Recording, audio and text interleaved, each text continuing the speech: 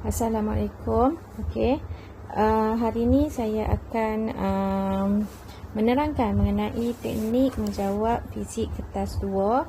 Sebenarnya bila awak dah faham, dah tahu teknik macam mana nak menjawab, jadi awak boleh jawab kertas 2 ni mengikut teknik-teknik yang saya bagilah. Baik, kertas 2 ni, kertas 2 adalah salah satu bahagian dalam, bahagian B adalah salah satu bahagian dalam kertas 2. Bahagian B ini ada soalan dalam bahagian B adalah soalan nombor 9 dan soalan nombor 10.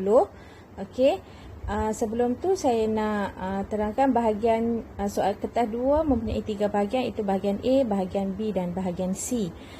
Bahagian A soalan struktur, bahagian B dan bahagian C adalah soalan esei. Bahagian B dan bahagian C ini adalah bahagian yang lebih kurang sama, cuma yang berbeza sikit mungkin pada soalan pengubahsuaian lah.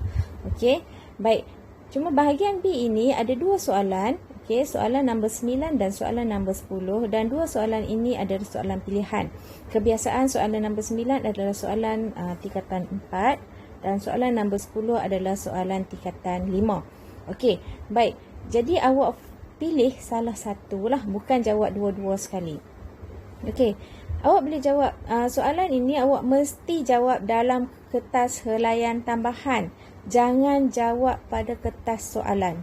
Jangan jawab pada kertas soalan sebab ada pelajar yang jawab di atas kertas soalan. Mesti jawab atas helaian tambahan. Masa yang diperuntukkan adalah 30 minit dan markah yang diperuntukkan adalah 20 markah lah.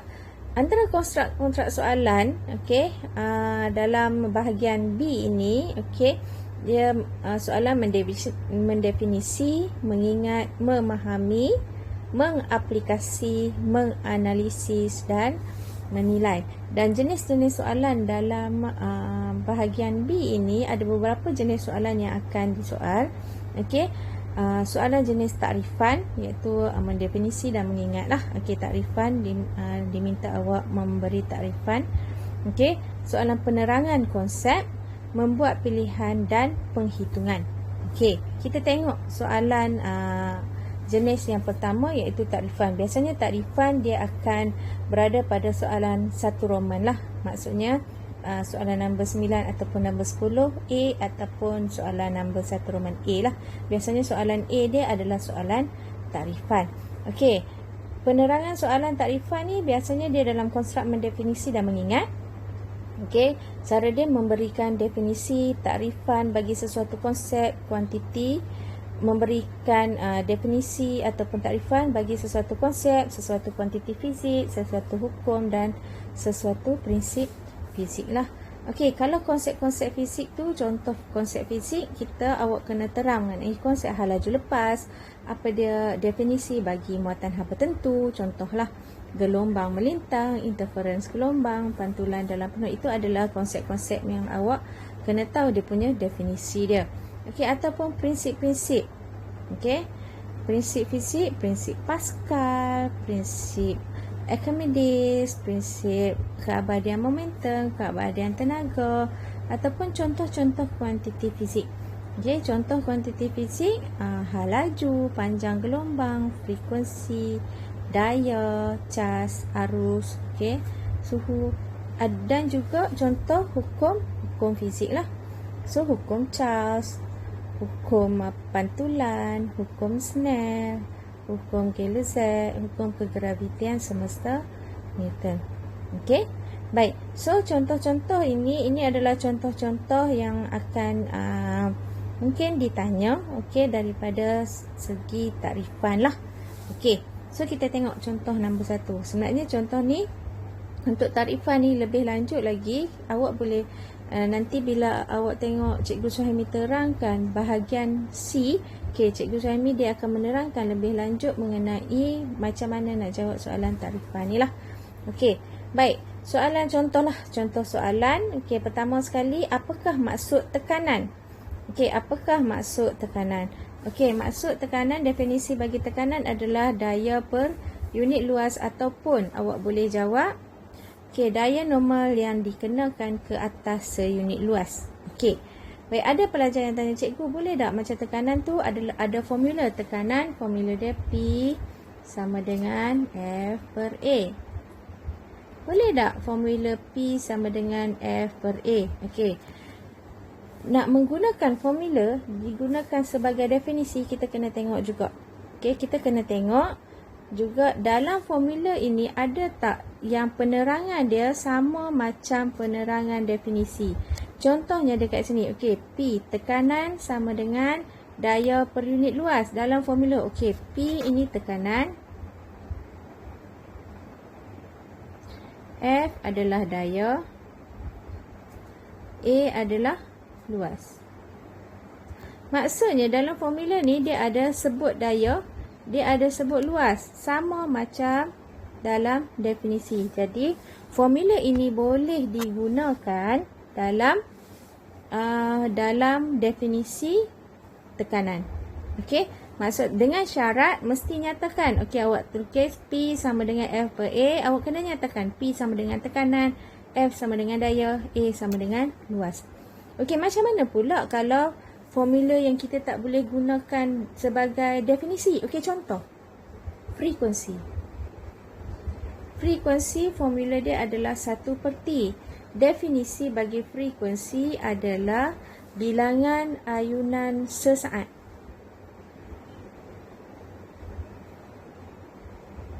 Ayunan lengkap sesaat. Dalam ni bilangan ayunan lengkap, dalam formula frekuensi sama dengan 1/T. Dia tak nyatakan bilangan ayunan. Okey, tempoh ni masa bagi satu ayunan kan. Okey, masa. Dia cuma masa bagi satu ayunan. Dia tak sebutkan bilangan ayunan lengkap sesaat. Jadi frekuensi 1/T ini tidak boleh digunakan sebagai definisi frekuensi. Jadi penggunaan formula sebagai definisi, hati-hati. Okey, awak kena tahu ada tak perkataan ini disebutkan dalam definisi. Sebab tu macam mana pun awak kena faham. Okey, awak kena faham apa dia tekanan. Okey, contohlah kalau untuk tekanan. Jadi dekat sini kita boleh gunakan juga. Okey, yang ni saya tulis P sama dengan F per A. So boleh digunakan dengan syarat kita kena nyatakan satu-satu apa dia dalam ni. P sama dengan F per A. Kalau awak jawab P sama dengan F per A saja, tidak diterima. Okey. Baik, soalan nombor 10 ini contohlah. Ini contoh satu definisi. Sebenarnya ini adalah dia tanya mengenai prinsip. Awak kena tahu, okey, sebenarnya sayap kapal terbang ini menggunakan prinsip Bernoulli. Okey, prinsip Bernoulli. Jadi konsep prinsip Bernoulli itu digunakan dalam bentuk keratan rentas kapal terbang. Okey, so kita tahu keratan rentas kapal terbang itu dia menggunakan bentuk aerofoil lah. Okey, aerofoil sebab kita dah faham. Okey, keratan sayap kapal terbang ni menggunakan prinsip Bernoulli sebab dia nak naik. Okey, so prinsip Bernoulli ni, okey, ini dia punya bentuk dia. Maksudnya apabila udara bergerak, okey, udara diarahkan banyak ke atas. So kelajuan udara di sini tinggi, jadi tekanan dia akan rendah. Kelajuan udara di bawah rendah, so tekanan dia tinggi. Okey, bila di sini, okey, bila tekanan di bawah ini tinggi, so dia boleh mengangkat kapal terbang lah. So jadi dekat sini kita menggunakan prinsip Bernoulli lah. Okey, ini keratan ini ataupun keratan rentas ini adalah nama dia aerofoil lah. Okey, so dia menggunakan prinsip Bernoulli. Okey, boleh? Okey, baik, kita pergi ke soalan Roman yang kedua. Sebenarnya aturan soalan dia biasanya Roman pertama, Roman kedua ni kedudukan dia tetap lah. Okey, cuma Roman yang ketiga, keempat tu kadang-kadang dia akan ubah tempat dia. Okey, yang kedua mengenai penerangan konsep. Okey, penerangan konsep, contoh dia membuat penerangan suatu prinsip ataupun operasi ataupun fenomena ataupun situasi dengan menggunakan konsep fizik yang tepat. Yang ini markah dia adalah 4 markah. Nak dapat 4 markah ni, saya minta awak jawab dalam point form. Jangan jawab dalam perenggan. Jangan jawab dalam perenggan ataupun cerita Alkisah ke cerita panjang-panjang, jangan. 4 markah maksudnya 4 isi. 4 point form. Okey, jawab dalam point form. Jangan jawab dalam karangan panjang. Okey, sebab karangan panjang ni awak lebih terdorong untuk bubuh Alkisah lah, kemudian adalah ayat penyambung-penyambung yang kadang-kadang tak perlu pun, yang memanjangkan jawapan awak tu tak perlu pun. Okey, jadi untuk 4 markah 4 point. Okey, 4 markah 4 point. So kita tengok dekat sini. Okey, sorry. Okey, macam mana nak jawab? Pertama sekali awak kena kenal pasti konsep yang terlibat. Okey, kenal pasti konsep-konsep yang terlibat. Okey, contohnya soalan berkaitan dengan haba. Okey, contohnya berkaitan dengan haba. Okey, contohnya bayu laut. Okey, apa konsep-konsep yang terlibat? Bayu laut, konsep yang terlibat adalah muatan haba tentu. Kita tahu konsep sekarang ni yang terlibat adalah muatan haba tentu. Jadi nyatakan perkara semasa, sebelum dan selepas. Okey, serta konsep yang terlibat dan juga konsep yang terlibat. Maksudnya semasa, sebelum dan selepas dan konsep yang terlibat. Maksudnya ni 1 markah. Markah yang kedua, markah yang ketiga, konsep dia apa? 4 markah. Cukuplah 4 markah. Okey, so 4 markah bermaksud 4 isi, jawab dalam bentuk point lah. Okey, baik. Contoh soalan. Okey, saya bagi satu contoh soalan. Sejumlah air panas dimasukkan ke dalam sebuah bekas. Okey, maksudnya ada 2 bekas. Satu bekas air biasa, satu bekas air panas lah. Selepas beberapa minit, suhu air dan suhu sejumlah air panas dimasukkan dalam sebuah bekas. Maksudnya ini ada satu bekas, kemudian air panas dituang masuk. Bekas ni asalnya berada dalam suhu bilik lah, kalau kita letak macam tu. Okey, kemudian kita masukkan air panas. Selepas beberapa minit, okey, dekat sini dia bagi tahu selepas beberapa minit suhu bekas adalah sama. Okey, terangkan bagaimana yang berlaku. Sekarang ni konsep untuk suhu bekas adalah sama. Kita kenal pasti konsep. Konsep dia adalah keseimbangan terma. Okey, konsep keseimbangan terma. Jadi kita kena nyatakan, okey, sebelum keseimbangan terma, semasa dan selepas. Okey, yang akan berlaku untuk konsep keseimbangan terma. Okey, kita tengok dekat sini. Jadi konsep dia adalah keseimbangan terma. Okey, kita tengok. Sebelum, apabila air dimasukkan ke dalam bekas, berlaku sentuhan terma antara air dan bekas. Ini adalah perkara sebelum. So, 1 markah. Okey. Berlaku sentuhan terma antara air dan bekas. Sebenarnya yang ni air panas lah.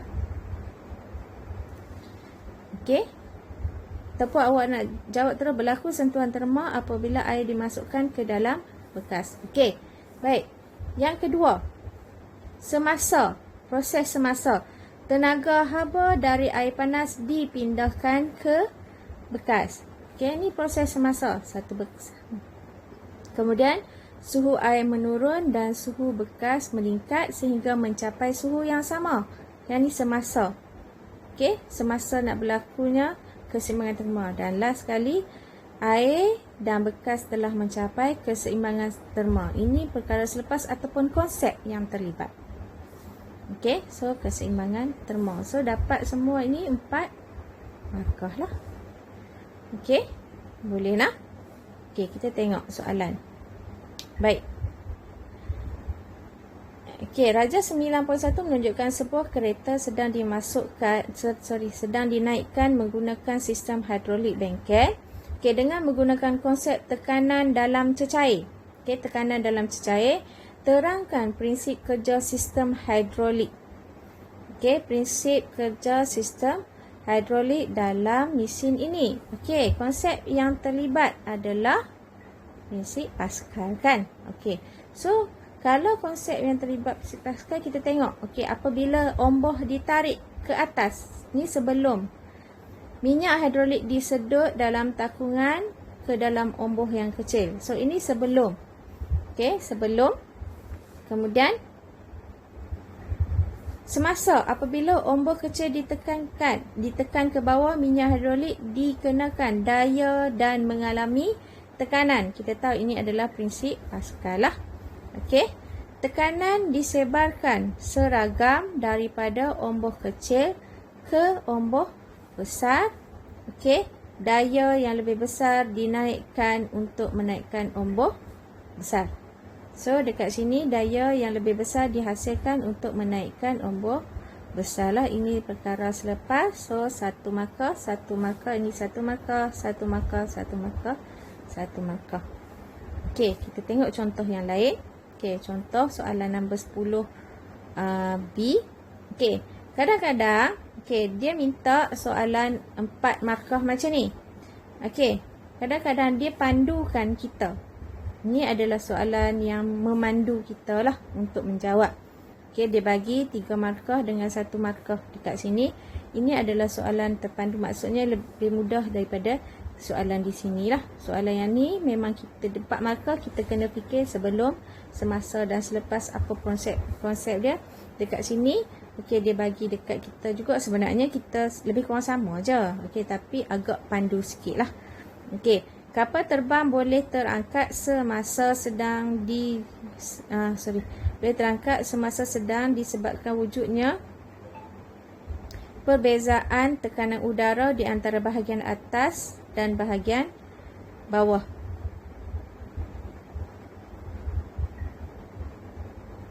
Okey. Jadi terangkan bagaimana perbezaan tekanan ini terhasil. Okey. Bagaimana kita tahu dekat sini bagaimana perbezaan, kita menggunakan prinsip Bernoulli lah. Okey, so kita ingat sebelum, semasa dan selepas. Okey. Jadi kita tengok dekat sini sebelum. Okey, sebelum. So kelajuan aliran udara di atas sayap menjadi lebih tinggi daripada kelajuan aliran udara di bawah sayap. Okey, kita bagi tahu macam mana berlaku dia. Maksudnya kelajuan aliran udara di atas sayap tinggi, kelajuan di bawah sayap rendah. Okey. Jadi apabila berlaku tu, apabila kelajuan tinggi menyebabkan tekanan lebih tinggi ataupun sebaliknya lah. Okey, kalau kita tak buat sebaliknya ni pun tak apa. Okey, apabila kelajuan udara lebih tinggi, tekanan dia apabila kelajuan udara lebih rendah, tekanan lebih tinggi. Okey, maksudnya di bawah lah.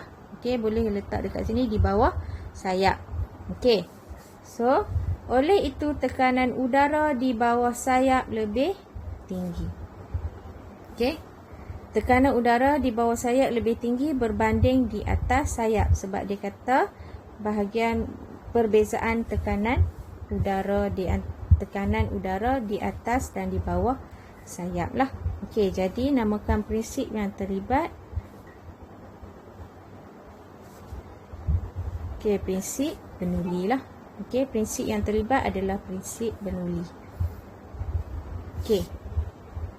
Baik.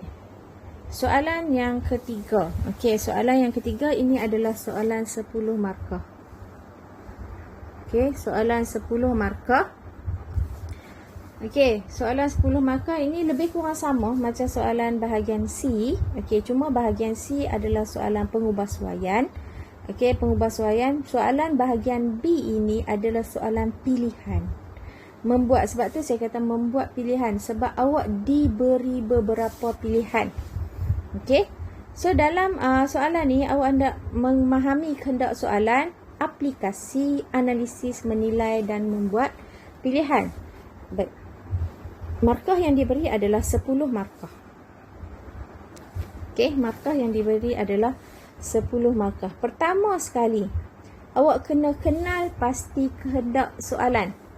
Kenal pasti kehendak soalan. Okey, contohnya soalan itu dia kata contohnya nak jadikan sesuatu bahan tu kelajuan dia lebih tinggi.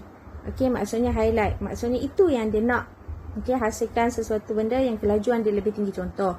Okey, itu kehendak soalan. Jadi gariskan atau highlightkan kehendak soalan. Kelajuan lebih tinggi tadi kan? Okey, jadi gariskan, highlight. Sebab apa saya suruh awak garis ni? Sebab pastikan ayat kehendak ni, ayat ni tidak diulang pada alasan. Sebab bila awak ulang balik, okey, contohnya alasan kenapa awak pilih, sebab kelajuan dia lebih tinggi. Awak tulis yang tu, jawapan awak tidak diterima sebab dianggap mengulang semula soalan. Okey. Sekejap kita tengok soalan dia lah. Okey, bina jadual. Okey, kemudian buat pilihan keterangan. Okey, yang ni yang penting. Buat pilihan daripada pilihan-pilihan yang diberi tu last sekali. Bukannya kita pilih dulu. Kita tak pilih dulu. Kita cadangkan, kita buat definisi, kita analisis dulu. Barulah kita pilih last sekali. Okey. Baik, so ciri-ciri markah dia, pertama sekali salin semula ciri-ciri daripada kolom. Okey, yang ni cara kita nak buat dalam jadual lah. Kemudian buat pilihan yang bersesuaian berdasarkan pilihan yang diberi. Jika ciri-ciri diberikan dalam bentuk nilai, nyatakan dalam sifat, contohnya tinggi ataupun rendah. Okey, cara nak tulis sebab, alasan ni. Okey, alasan berdasarkan konsep fizik. Yang lebih bagus mestilah alasan dia berdasarkan konsep fizik. Alasan tidak boleh mengulang ayat kehendak soalan. Okey, alasan ni boleh juga daripada segi logik akal. Okey, boleh dari, kalau habis tak boleh nak fikir sangat pun boleh juga alasan daripada logik akal lah. Okey, tapi yang ni last sekali. Yang ni last sekali. Maksudnya yang penting sekarang kalau boleh fikir sampai dia ada konsep fizik, yang ni yang bertepatan lah.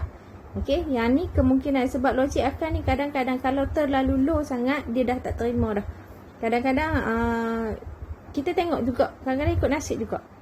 Okey, baik, kita tengok. So, yang ni 4 markah. Yang ni 4 markah, maksudnya ciri-ciri, sebab ciri-ciri dia biasanya ada 4 markah.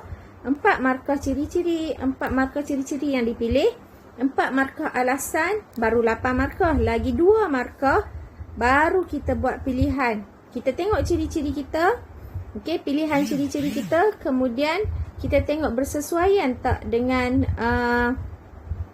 bersesuaian ataupun tidak dengan pilihan kita. Okey. Kemudian baru kita pilih. Lepas tu kita nyatakan markah yang ke-10, nyatakan semua ciri-ciri yang dipilih.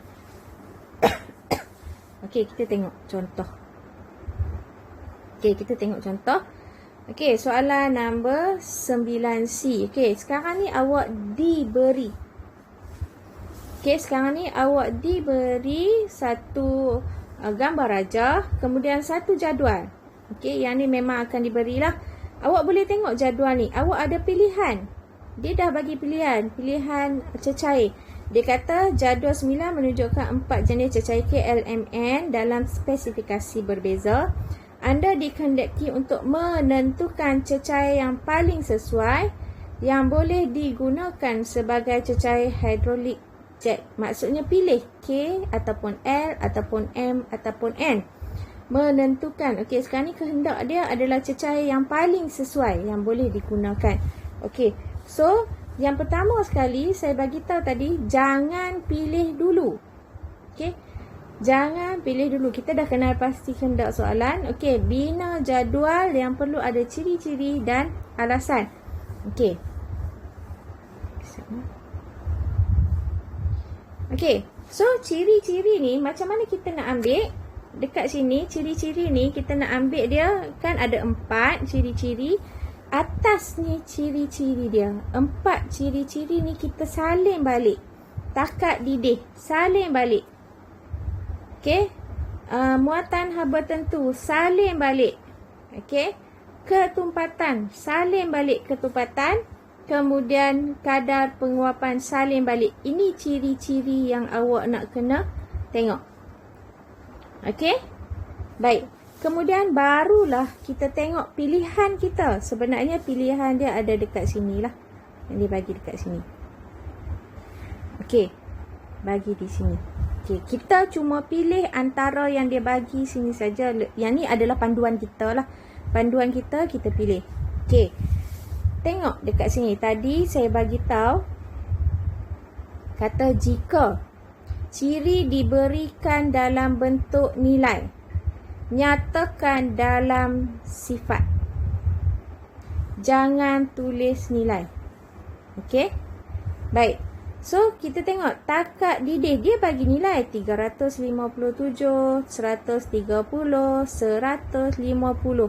Pilihan kita dekat sini, jangan letak nilai. Jangan pilih, oh saya nak pilih. Sebab kita, takat didih kita mestilah takat didih yang tinggi.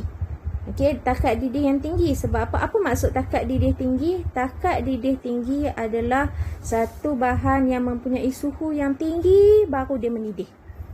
Okey, takat didih yang tinggi. Kalau takat didih yang rendah, okey, kalau suhu dia rendah, dia dah mendidih. Itu maksudnya takat didih tinggi. Maksudnya cecair dalam ni kena takat didih tinggi lah. Kalau takat didih rendah, dia cepat mendidih, maksudnya cepat meruap, cecair itu akan cepat hilang lah. So, tidak efektif. Jadi dekat sini kita tengok paling tinggi. Okay, jangan letak. Okay, saya nak letak takat didih tinggi 300. Awak letak nilai. Takat didih 357 contoh. Salah.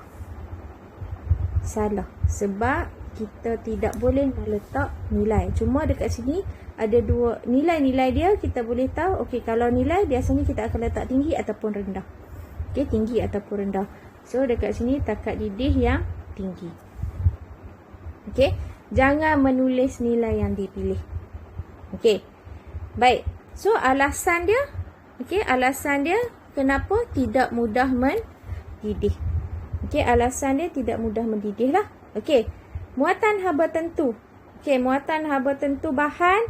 Okey. So, dekat sini sebab muatan haba tentu bahan dia tidak cepat. Kita tak maulah cepat panas.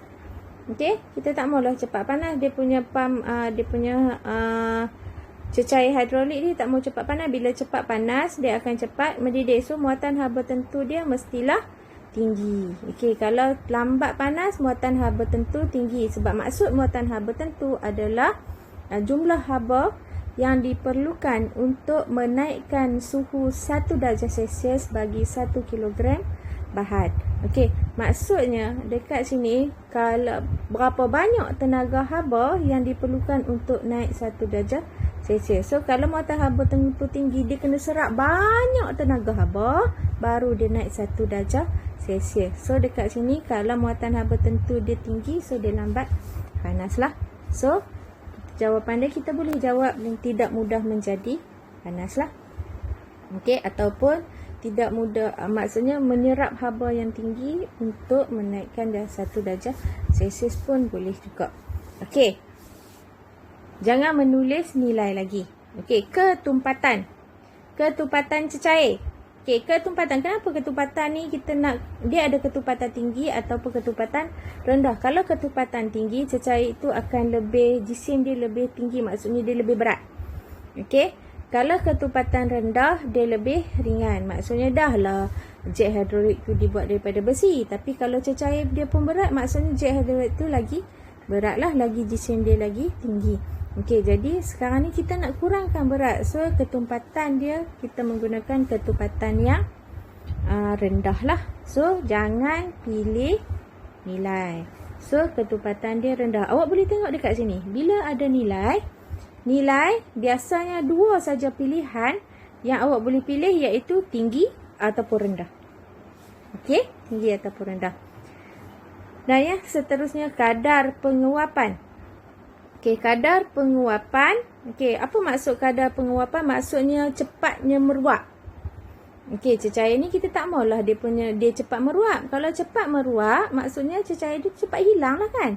Okey, so kadar penguapan dia mestilah rendah lah. Okey, dekat sini dia ada pilihan rendah, tinggi, average. So, Pilihan kita adalah kita pilih salah satu ni. Kalau dia bagi macam ni, kita akan pilih salah satu lah. So, kadar penguapan kita mestilah rendah. Buat pilihan dari ciri dinyatakan dalam jadual. Okey, buat pilihan dari ciri dinyatakan dalam jadual. So, tidak mudah murak. So, sekarang ni ada 1 markah, 2 markah, 3 markah, 4, 5, 6, 7, 8. Okey, dekat sini awak jangan bimbang. Jangan kata, okey cikgu, kalau ciri saya salah tapi sebab saya betul, efek tak? Setakat ni maksudnya sebab penerangan ini dia tidak akan terkait daripada ciri. Maksudnya kalau ciri salah sebab awak betul, diterimalah. Okey, diterima. Sebab tu diterima, ciri tu of course salah lah kan. Ataupun awak punya ciri betul, sebab salah, okey, dia tidak berkait. Okey, dan satu lagi, jika berulang. Okey cikgu, kalau dia kalau berulang, boleh tak alasan yang berulang? Alasan yang berulang boleh. Okey, alasan, tapi kalau boleh jangan ulang alasan. Kalau dah tak boleh nak fikir sangat, boleh ulang alasan lah. Okey. So markah 2 lagi markah, barulah kita tengok ciri kita yang ni mana yang bertepatan dengan antara K, L, M, N. Okey, kita tengok takat didih tinggi. Sekarang ni yang tinggi adalah 357, yang kedua tinggi 130 kan. Okey, muatan haba tentu tinggi. Muatan haba tentu tinggi. Okey, awak tengok dekat sini. Oh, M dengan L. Kita tengok. Yang ni lah. M dengan L. Okey, baik. Ketupatan yang rendah. Okey, so dekat sini ketupatan yang rendah. Okey, saya bulat. Yang ni antara ni. Yang ni. Okey, ketupatan yang rendah. Dekat sini ketupatan yang rendah 790 dengan 800 kan. Okey. Kemudian kadar penguapan rendah. Okey, dekat sini tinggi. So, kadar yang mana yang paling banyak kita tanda yang sesuai dengan ciri kita, itu adalah pilihan kita. Okey, itu adalah pilihan kita. So, dekat sini pilihan kita adalah L. Kerana salin balik. Takat didih tinggi, muatan haba tentu tinggi, ketupatan rendah, kadar penguapan rendah. Ataupun awak nak tulis takat didih 130 darjah Celsius pun boleh. Muatan haba tentu 2500, ketumpatan 800 kilogram per meter cube, dan kadar penguapan rendah pun boleh. Semua ni adalah satu markah. Okey, faham nah? Okey, kita tengok soalan yang seterusnya. Okey, yang ni diberi. Okey. Anda dikehendaki memilih sayap yang paling sesuai untuk dipasang kepada badan kapal terbang. Dengan merujuk kepada maklumat yang diberikan dalam jadual di atas, terangkan kesesuaian setiap ciri dan cadangkan sayap yang paling sesuai dipasang bersama badan kapal terbang tersebut. Okey, kita tengoklah. Okey, ciri-ciri saya kata jangan pilih lagi. Salin dulu ciri dia, bentuk, keluasan, ketumpatan, perbezaan. So, salin balik. Salin balik. Okey, dah salin. Baru kita pilih yang pertama sekali. Bentuk dia memang bentuk aerofoil lah. Okey, bentuk aerofoil. Ataupun tak ingat bentuk aerofoil, bentuk kerata retas di mana bahagian atas lebih panjang daripada bahagian bawah lah. Okey, bentuk aerofoil. Okey, baik. Kemudian keluasan sayap. Okey, kenapa bentuk aerofoil? Menghasilkan kelajuan udara, aliran. Okey, yang ni konsep fizik lah. Ini konsep fizik. So, awak kena tulis apa, kenapa? Kenapa bentuk aerofoil dipilih? Ataupun kenapa awak kena pilih bentuk aerofoil? Sebab untuk menghasilkan kelajuan udara di atas sayap lebih tinggi daripada kelajuan aliran udara di bawah. Ataupun untuk menghasilkan tekanan. Boleh juga untuk menghasilkan tekanan udara di bahagian bawah lebih tinggi daripada tekanan udara di atas. Ataupun untuk menghasilkan daya angkat. Okey, untuk menghasilkan daya angkat pun boleh juga. Okey, baik. Keluasan sayap. Keluasan sayap tinggi. So, dekat sini dia bagi, saya dia bagi nilai, kata jangan letak nilai. Kenapa keluasan sayap tinggi? Untuk menghasilkan daya angkat yang lebih tinggi. Kalau keluasan sayap tinggi, maksudnya tekanan tu kena pada keluasan sayap lagi luas. Keluasan sayap, so banyaklah daya angkat yang boleh dihasilkan. Okey, ketupatan bahan. Okey, yang ketupatan saya kata tadi, ketupatan untuk menghasilkan badan yang berat ataupun ringan. So, mestilah ketupatan dia rendah lah. Jangan letak nilai. So, kita letak ketupatan yang rendah sebab sayap lebih ringan. So, perbezaan laju udara. Okey, perbezaan laju udara dia mesti tinggi lah. Kalau perbezaan laju udara, contohnya perbezaan laju udara di atas sayap. Laju udara atas sayap, yang ni kelajuan udara atas sayap. Okey,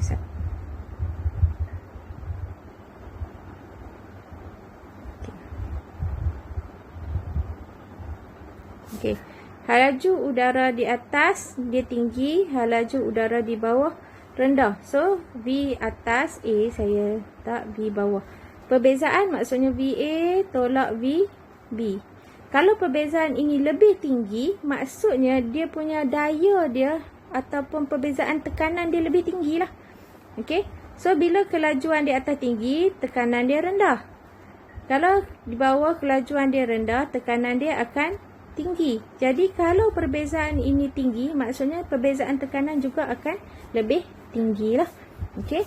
So, perbezaan kita jangan letak nilai, kita mesti letak tinggi. Okey.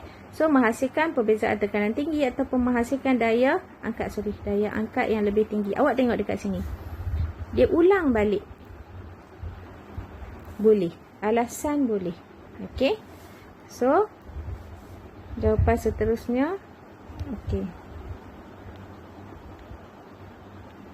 Okey, reka bentuk sayap Y dipilih lah. Okey, reka bentuk sayap Y dipilih. Okey, ni apa ni? Okey, kerata rentas, keluasan sayap tinggi. Okey, yang ni kita salin balik lah. Kita salin balik. Perbezaan, okey, yang ni Y dipilih.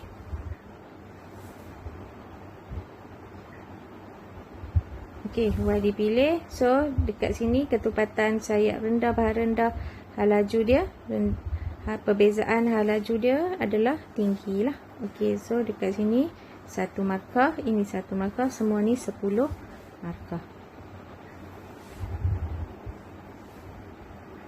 Okey. Sekejap ya.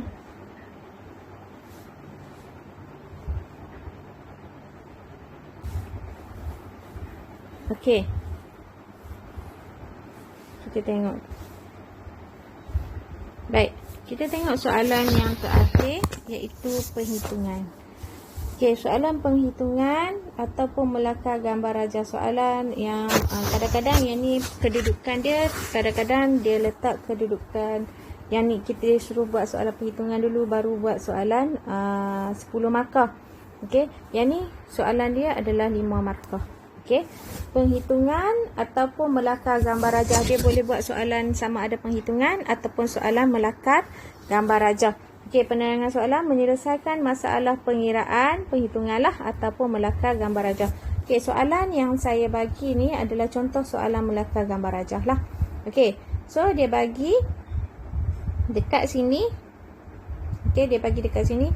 Okey, contohnya rajah menunjukkan pembiasan gelombang air. Jika laju gelombang air dalam kawasan dalam. Okey, soalan 1. Lengkapkan rajah sinar. So, dekat sini 2 markah lah. Gambar rajah sinar. Okey, so dekat sini adalah, ini adalah pembiasan cahaya. Ini adalah kawasan dalam. Ini adalah kawasan cetek. Kita tahu dekat sini apabila kawasan dalam. Dalam kawasan cetek kita nak lukis, pertama sekali kena lukis adalah arah perambatan.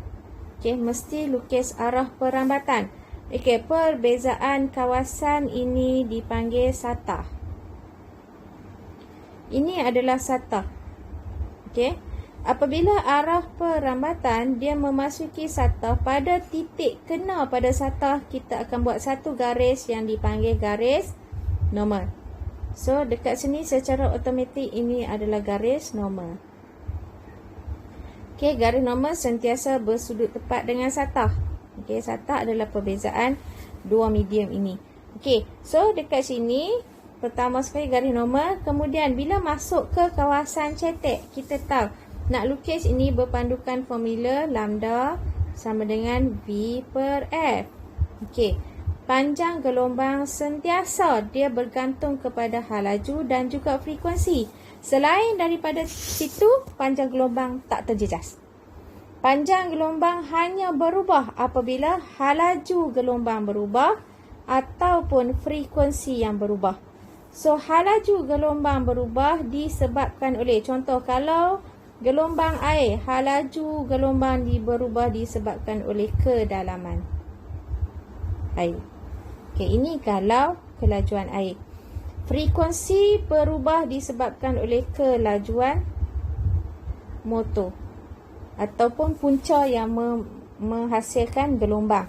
So, kedalaman air, apabila kedalaman air bertambah, so hal laju dia akan bertambah. So, dekat sini, semakin dalam, hal laju semakin bertambah. Bila hal laju bertambah, panjang gelombang bertambah. Okey, bila hal laju...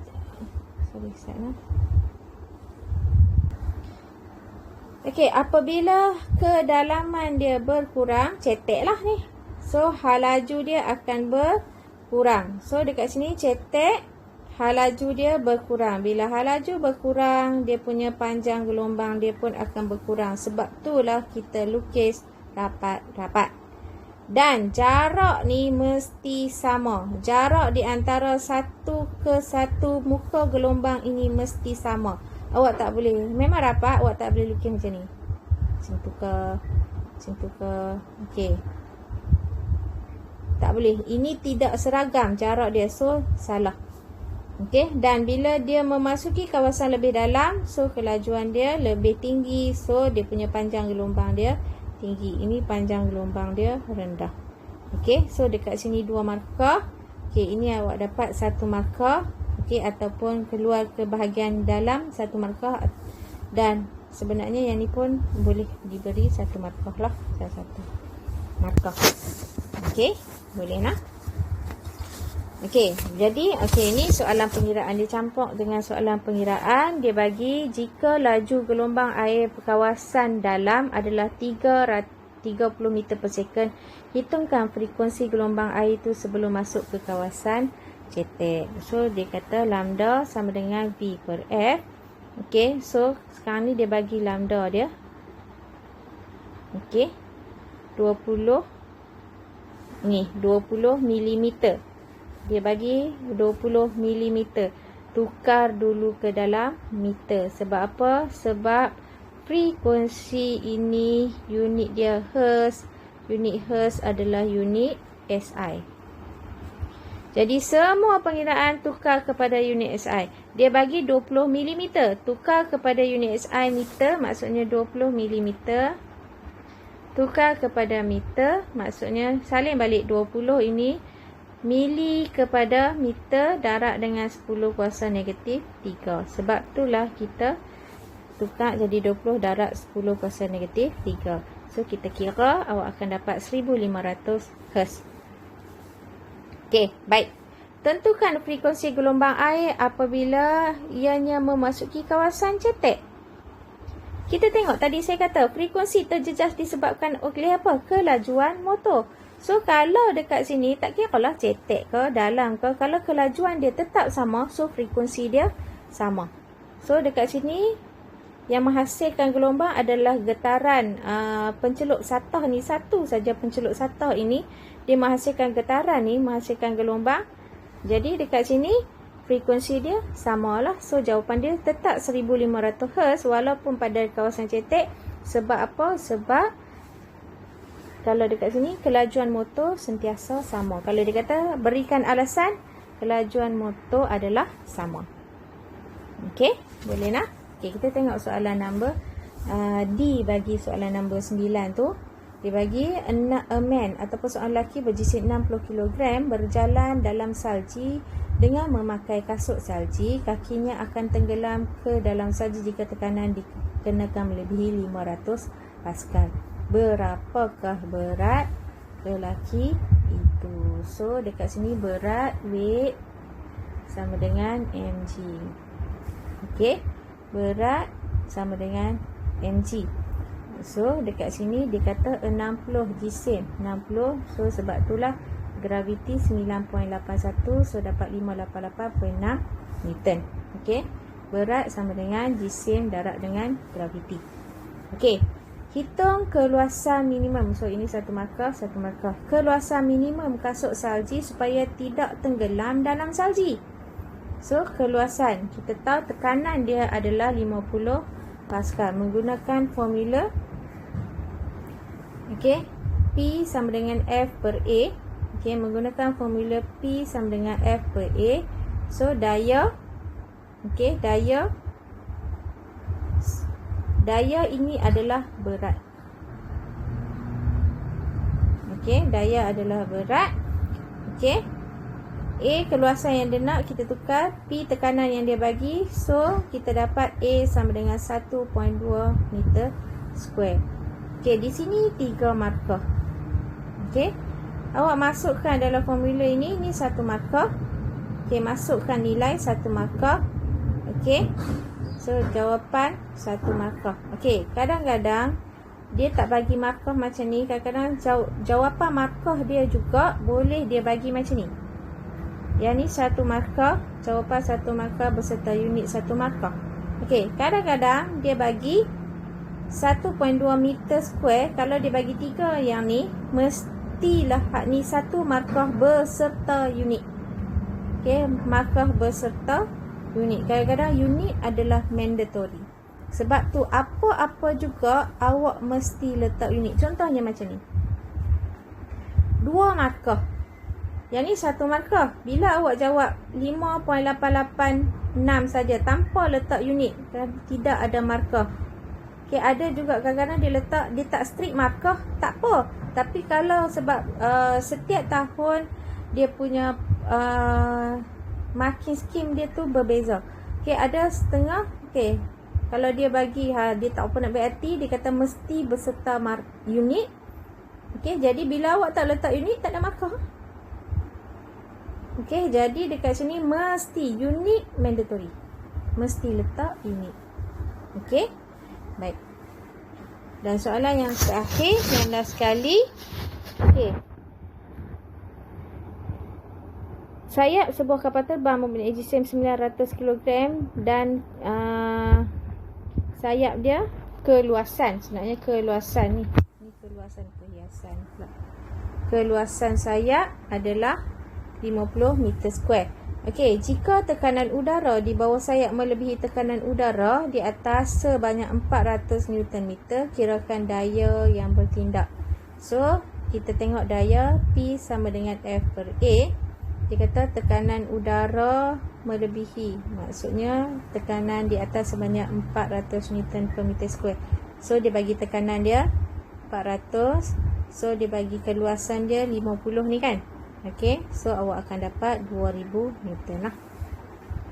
Okey, tentukan daya paduan dan arah yang bertindak ke atas sayap. So kita tengok dekat situ, tentukan daya paduan dan arah yang bertindak. So daya paduan adalah jumlah daya yang bertindak lah. So kita tengok dekat sini, ini ke atas ini adalah daya tujah ke atas. Okey, daya tujah ke atas. Ke bawah ini adalah berat. Okey, berat. Ini adalah daya tujah ke atas. Okey, 2000 Newton. Ini adalah berat. So perbezaan daya paduan dia, okey, kita ambil yang atas ni positif, yang ke bawah ini negatif. Okey, sebab tu saya letak negatif sebab arah daya yang berbeza. So 2000, daya paduan adalah jumlah. Maksudnya 2000 kena tambah daya angkat dia tambah dengan berat lah. Tapi sebab berat ini dia berbeza arah dengan daya angkat ini, jadi dekat sini kita letak satu positif, satu negatif lah. Kita letak biasanya yang sikit kita akan letak negatif lah. So ke bawah ni negatif. Okey, arah yang berbeza. So 2000 tolak dengan 800. 20,000 tambah dengan negatif 8,829. So akan dapat 11,171. Okey, kita dapat nilai positif kan? So positif adalah nilai bagi daya angkat, sebab tu arah tindakan ke atas. Okey, boleh? Okey, baik. Okey, setakat tu dulu untuk teknik menjawab hari ni. Lepas ni awak boleh buat latihan yang diberilah. Okey, Assalamualaikum.